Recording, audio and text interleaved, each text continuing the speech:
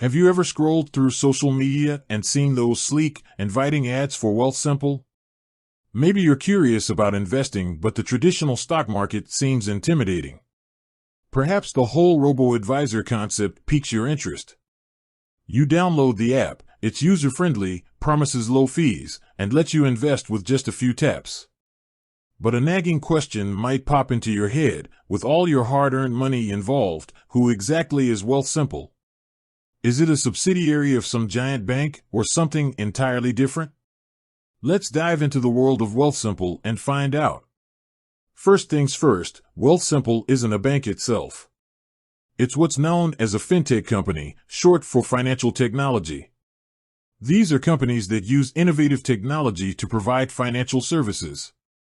In Wealthsimple's case, they focus on investment management. They use algorithms to build personalized investment portfolios based on your risk tolerance and financial goals. So, instead of picking individual stocks yourself, Wealthsimple does the heavy lifting, making investing more accessible for everyday people. Now, back to that original question: who owns Wealthsimple? Unlike some fintech companies that might be startups with a single founder, Wealthsimple has a more complex ownership structure.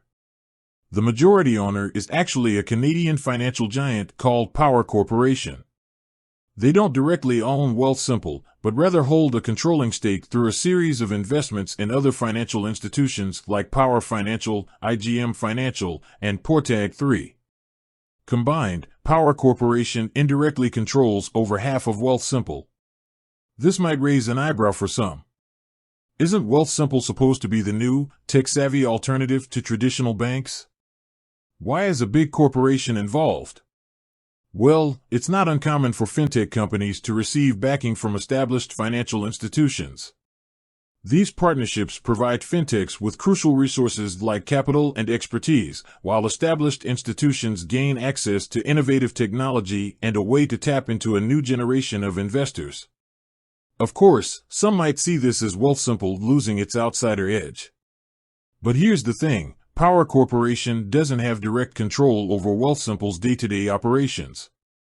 Wealthsimple still operates independently, with its own team and its own vision for making investing more accessible.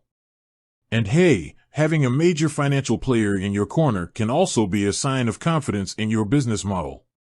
So, there you have it. Wealthsimple might not be owned by a single bank, but it does have a major financial institution as its biggest backer. This partnership allows Wealthsimple to grow and innovate while offering a user-friendly investment platform for the masses. Ultimately, whether or not this ownership structure bothers you depends on your personal comfort level. What matters most is that you understand Wealthsimple's approach to investing and how it aligns with your own financial goals. Do your research, ask questions, and make informed decisions. With that said, thanks for watching, and until next time.